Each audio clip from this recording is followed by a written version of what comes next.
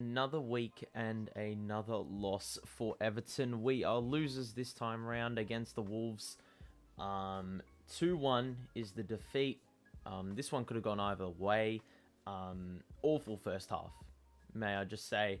Could have easily been an equaliser, late in the game. Thanks to some good saving by the Wolves keeper, that didn't happen. But then again, it could have also been 3-1. There was an offside goal ruled out early in the game. And that would have basically put the game beyond reach. But look, let's just dive right into things. We'll look at the first half first, even though I don't want to, because it was absolutely shithouse. Absolutely shithouse. I think in the first 25 minutes, we had 25% possession or something like that. And the 2 goals we conceded were just diabolical. You don't want to be doing that. We had a week to, rectify the mistake. Our set pieces are crap. Our set piece defending is crap, sorry. And, you'd think that we would have gone onto the training ground and been able to rectify that. Or at least attend to it somehow. But that didn't happen. And we conceded another goal. Another piss poor goal. To set pieces. I basically shudder every single time we get, we concede a corner.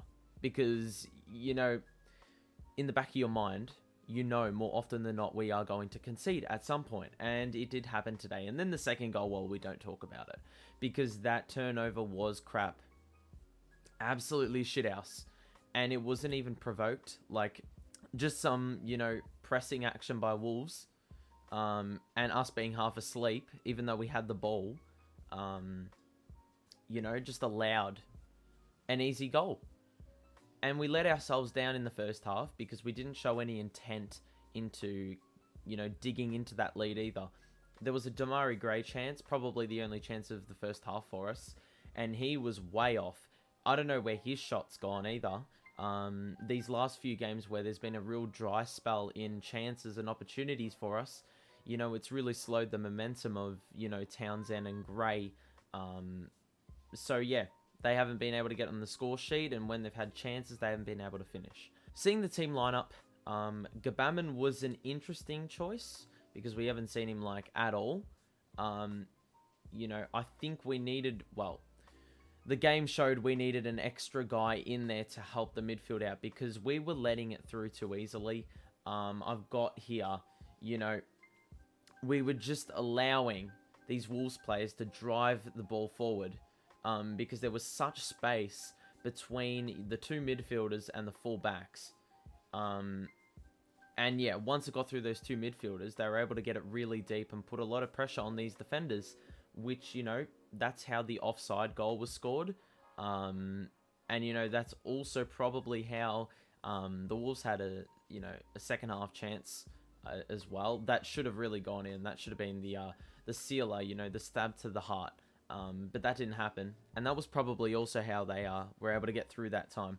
It's just really baffling when you're watching the game. You just wonder, how the hell are we just allowing the ease at which Wolves are able to get into the box and have, clear-cut chances like that? We're making it easy for them. It's just a couple lapses every game. And we end up conceding 2, conceding 3. But this is our 3rd loss in a row. And the pressure is on Rafa. Pressure's on. And you already know that a lot of Everton fans are going to jump the gun and basically say Rafa out. But I'm going to stick by with him. Or stand by with him. I think we've got to remember the amount of injuries we've got. And, some players are, getting up, back up to game speed. And then you've got Rondon, who's been in for 2 months and he's still not up to game speed. But it was good to see him out of the side today. But yeah, let's just move on to the second half a little bit. Looking at that 45-minute change to bring on Delph over Gabaman. I mean, Gabaman was pretty shit in the first half. He was arguably responsible alongside Allen. Obviously, because they're the only 2 midfielders in the middle. But they brought on Delph.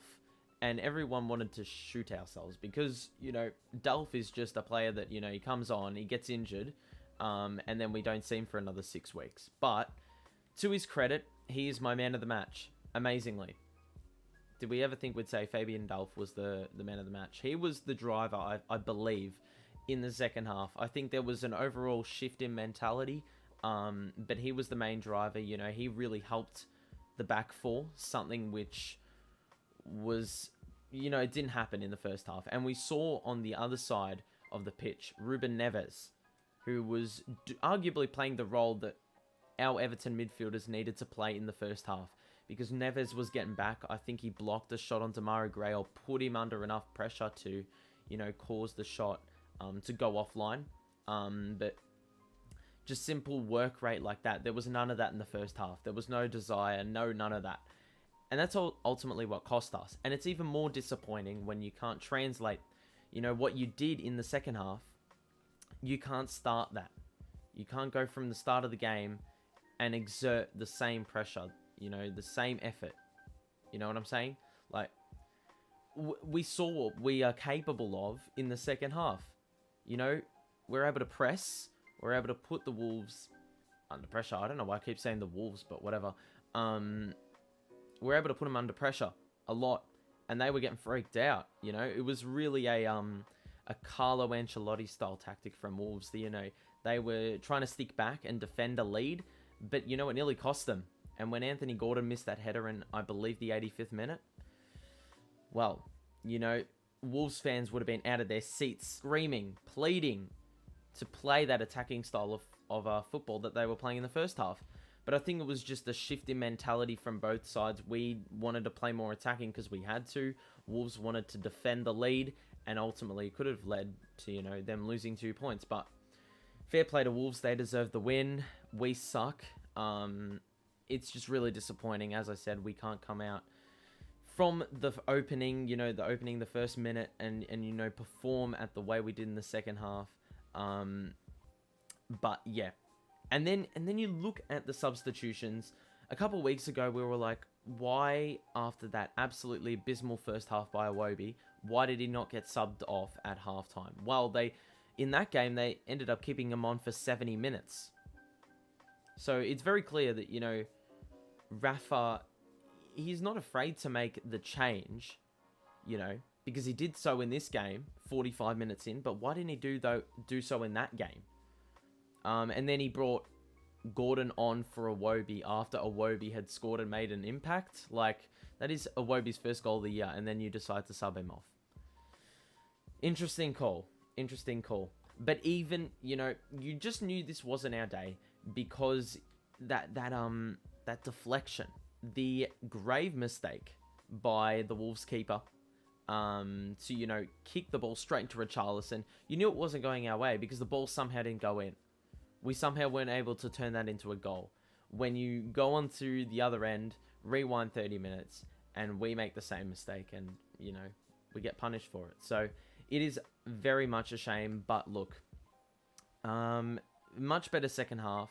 I'm hoping this can translate over to next week. We've got an extremely tough run of games coming up, which is why these last couple of weeks were so important for us to win, and we've come away with absolutely stuff all.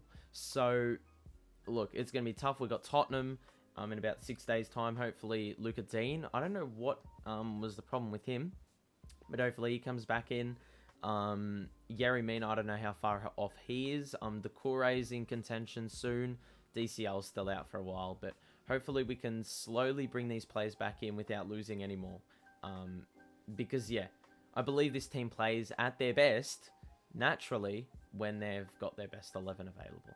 I think speaking very quickly on, you know, how our team functions with our best 11, it almost felt like in the first half, our purpose had changed. Or in the last couple of weeks, our purpose has changed ever since, you know, our best 11 has been out. Or we've been missing players from that best 11.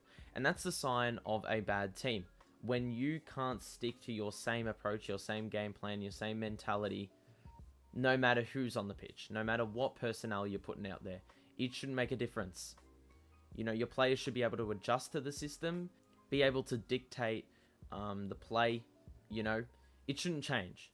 And that's why when you look at teams like Liverpool and Man City, I mean, they're absolutely spoilt for depth.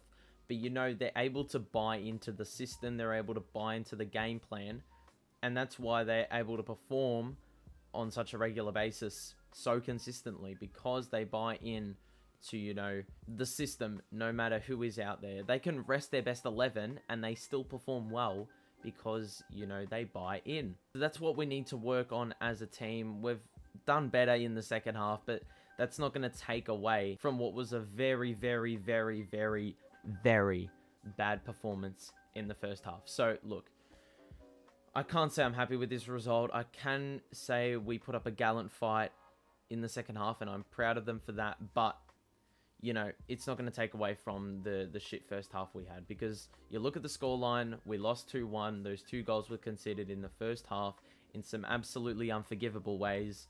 But we just have to move forward. We've got Tottenham. They're going to have a new manager. It's going to be tough, but we'll see how we go. Thanks for watching. Make sure to drop a like on the show and subscribe. That's going to be it from me. Have a great rest of your day, and I will see you in the next one. Peace out.